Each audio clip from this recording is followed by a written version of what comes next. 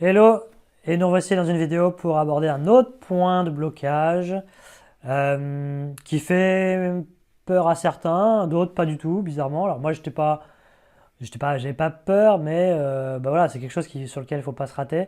C'est la création de la société à proprement parler et tout ce qui va être administratif.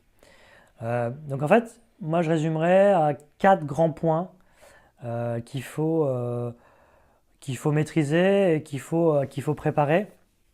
Donc le premier point, c'est la forme juridique, bien entendu, que vous voulez donner à votre société. Donc quand on veut créer un business sur Internet, en gros, il y a deux possibilités. C'est SASU ou auto-entrepreneur. Donc voilà, il n'y en a pas 50. Les autres ne sont pas forcément intéressantes. Donc SASU ou auto-entrepreneur.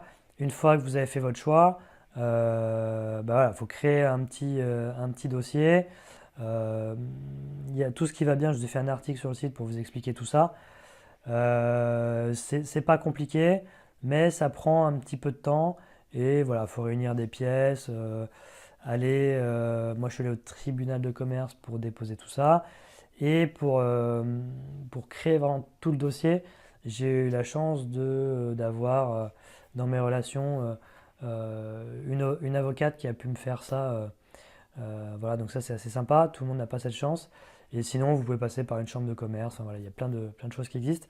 Mais en gros, le premier point, c'est déterminer la forme juridique de votre société.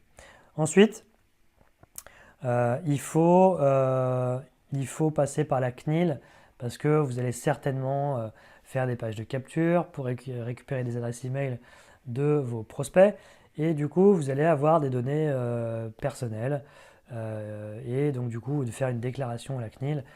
C'est assez simple. Ça se fait en deux temps, trois mouvements, mais bon, il faut le faire. Donc voilà, deuxième point, c'est la CNIL.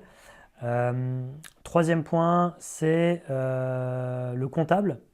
Alors le comptable, ça va être important parce que bah, voilà, si vous avez une société, il va falloir faire des comptes, il va falloir faire un peu de comptabilité, etc. Donc à moins que vous vouliez le faire, je pense que si vous avez un business qui commence à bien décoller, c'est quand même préférable de passer par un comptable. Donc ça, faut compter quelques centaines d'euros par an, ce qui est pas anodin, hein. Et le quatrième point dont je voulais vous parler, c'est l'INPI avec le dépôt bah, de vos marques pour pas vous les faire piquer. Donc bah, ça, c'est pas anodin non plus parce que ça peut représenter une petite somme. Surtout si vous voulez faire plusieurs dépôts de marque. Je ne vais pas dire de bêtises, mais à la louche, c'est dans les 200, 250 euros, un petit peu plus de 250 euros, je crois, selon les catégories que vous choisissez. Mais voilà, c'est un petit billet à chaque fois. Donc, mais bon, il vaut mieux ça plutôt que de se faire piquer la marque.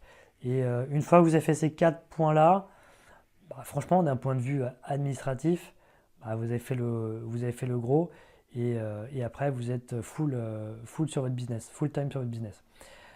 Ok, donc voilà, je vous prépare d'autres points de blocage pour que vous ayez vraiment cette vision globale et que vous puissiez vous renseigner avant de commencer et être sûr que ça puisse vous convenir. Parce que voilà, si c'est trop bloquant pour vous tout ça, ça sert à rien de commencer puis d'abandonner au bout de 2 semaines. Mais voilà, c'est vraiment tout, je fais tout ça pour vous rassurer et vous dire que c'est simple. Voilà. Allez, bon courage et à bientôt. Ciao!